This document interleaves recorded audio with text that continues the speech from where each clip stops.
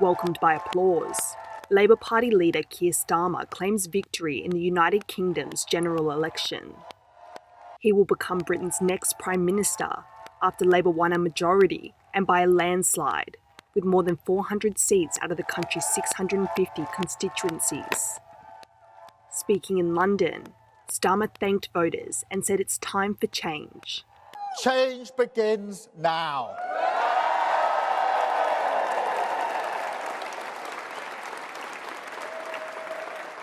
And it feels good, I have to be honest. 4.5 years of work changing the party. This is what it is for. A changed Labour Party, ready to serve our country, ready to restore Britain to the service of working people. Starmer's Labour Party has promised to strengthen Britain's public health system and grow the country's stuttering economy. The historic defeat will see Rishi Sunak of the Conservative or Tory party replaced as Prime Minister. This comes after a tumultuous 14 years of the Conservatives in power. Through the COVID-19 pandemic, multiple political scandals, and the Tory-backed campaign that saw the country voting to leave the European Union. Now seen as a major factor in the UK's economic woes.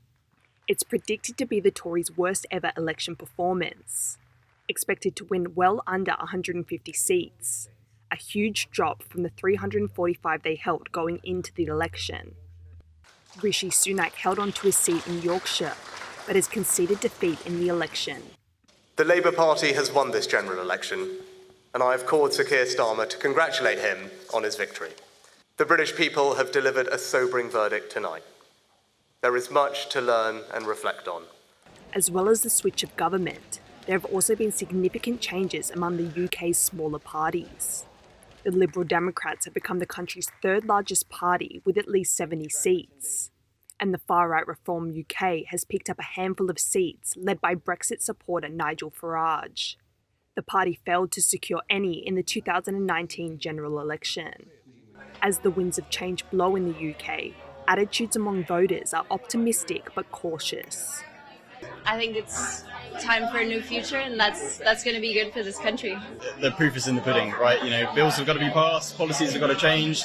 There's got to be a different sense of attitude in terms of how the government's going to approach things.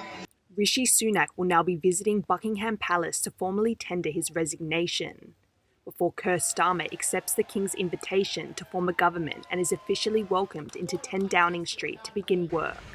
And with enough seats to form a majority government, the results give the Labour Party with Starmer at the helm the power to begin to push through the changes they have pledged to the UK public.